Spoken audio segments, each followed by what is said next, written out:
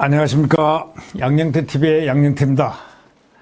여러분들 죄송하지만 구독 버튼 안 눌러주신 분 있으면 좀 눌러주십시오. 부탁드립니다. 감사합니다.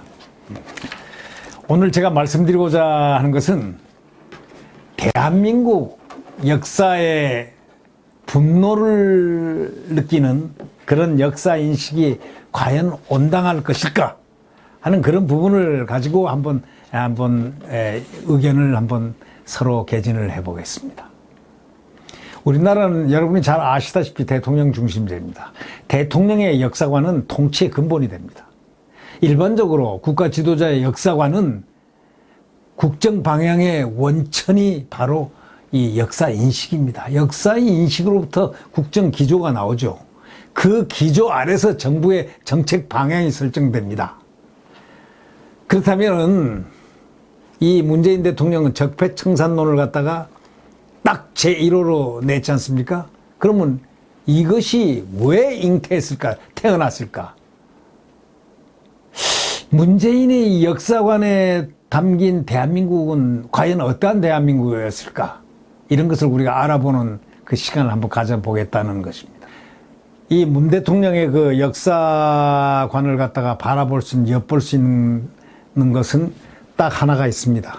대선 후보 시절에 말이죠. 그러니까 3월 1일 날이었을 겁니다. 당대표 시절인가.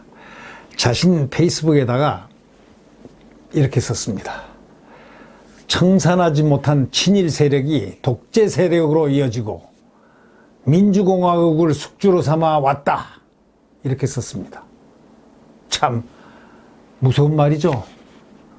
청산하지 못한 친일 세력이 독재 세력으로 이어졌다? 또 민주공화국을 숙주로 삼았다? 어디 한 곳에 필이 꽂힌 듯한 그런 말 같습니다. 포괄성이 아니고 어떤 한 군데 필이 꽂힌 생각. 그의 그 3.1절 기념행사에서 뭐라고 했냐면요. 아직도 국민이 진짜 주권자가 되는 나라를 못 만들었다. 이렇게 얘기했습니다.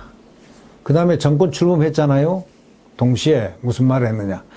동시에 출범과 동시에 적폐청산을 국정 제1과제로 천명을 했습니다. 그분이 그 선거전에서 출판을 하나 했는데 그 책 이름이 뭐냐면 대한민국이 묻는다. 대한민국이 묻는다.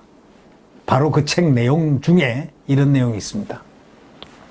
친일 세력이 해방되고 난 이후에도 여전히 떵떵거리고 독재 군부 세력과 안보를 빙자한 사이비 보수 세력은 민주화 이후에도 우리 사회를 계속 지배해가고 그래 이런 얘기들을 계속 뭐 이렇다 하면서 이렇게 표현을 합니다. 저는 그걸 보고서 말이죠. 깜짝 놀랐습니다. 친일 세력이 해방되고 난 이후에 떵떵거리고 뭐 독재 군부 세력과 안보를 빙자한 사이비 보수 세력 민주화 이후에도 우리 사회를 계속 지배해 나가고 있다. 자, 무서운 얘기입니다. 그래서 대청산, 대개조, 역사교체, 시대교체 이런 식의 표현을 합니다. 라는 그런 얘기를 했어요. 여기서 딱 볼 수 있는 거는 대통령이 이제 될 텐데 대통령이 되죠. 그때 50% 이상이 됐으니까요. 퍼센티지로 대선 여론 지지율 그렇게 됐으니까 대청산, 대개조, 시대교체, 역사교체 이건 사실은 말이죠. 60년대나 필요했던 얘기들입니다. 현대사 지금은 스마트폰 가지고 모든 게 다 통용되는 사회. 압제도 될 수 없고 압박도 될 수 없고 노예도 될 수 없는 사회. 소위 엄청난 발전된 변화된 세계입니다. 그 속에 대한민국입니다. 대한민국은 특히 이 전자 부분에서는 세계 제1위입니다. 근데 지금 대통령이 말한 그 부분은 아주 무섭습니다. 아주 속된 말로 분노가 서려 있는 말입니다. 친일 세력이 해방되고 난 이후에도 여전히 떵떵거리고 독재 군부 세력과 뭐 안보를 빙자한 무슨 사이비 보수 세력이 민주화 이후에도 우리 사회를 막 지배하고 있고, 그래서 이런 걸 갖다 대청산, 대개조, 시대교체, 뭐 역사교체 이런 거가 이런 표현들이 계속 나오고 있다. 이렇게 말을 합니다. 시청자들께서 어떻게 생각하십니까? 맞습니까? 시청자 여러분들께서, 국민 여러분들께서 잘 아시다시피 누가 뭐라고 해도 대한민국 현대사는 세계가 경이롭게 쳐다보는 성공하고 성취된 역사란 사실입니다. 틀림없이 문재인 대통령이 그렇게 생각할 겁니다. 우리나라 언제 사이에 이렇게 발전됐지? 옛날엔 보릿고개도 못 넘어서 굶어 죽는 사람이 많았다 하던데 부모들께서 아니 어떻게 이렇게 잘 살고 이렇게 한 나라가 언제 됐지? 자동차, 뭐 아파트, 온 따뜻함, 야 하고 아마 감탄했을 겁니다. 이렇게 현대사는 세계가 경이롭게 바라보는 성취의 현대사입니다. 식민지 고통과 전쟁의 폐허를 뚫고 일어난 이제 대한민국 국민입니다. 민족이 아니고요. 대한민국 국민입니다. 민족은 민족 좋아하는 사람들끼리 민족 소리 하면 되고, 그래서 나는 민족 소리 하기 싫어요. 무슨 동질성이 있어? 같은 민족을 대놓고 미사일을 쏘아댑니까? 그리고 남침을 해서 죽창으로 찔러 죽입니까? 그게 무슨 민족입니까? 이미 민족이 아닌 것이죠. 또 70년 동안 해처모했으면 중국이나 다 진배가 뭐 있습니까? 일본이나 뭐가 진배 있습니까?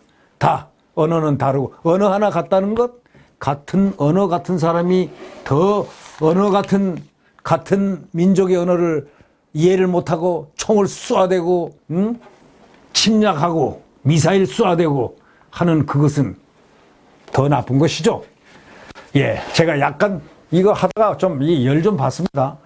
저 말씀을 드리다가 세계에서 가장 가난한 나라를 가장 짧은 기간에 선진국 문턱까지 끌어올린 산업화의 그 성공의 유래 없는 모델, 이걸 여러분 기억나시죠? 싱가포르의 이광료 수상이라고, 오늘날의 싱가포르를 만든 이광료 수상, 그분이 말이죠, 대한민국을 방문했습니다. 박정희 대통령 때 방문해서 뭘 배우러 왔느냐?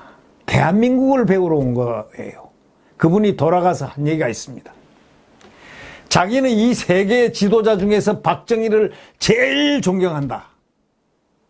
사실입니다.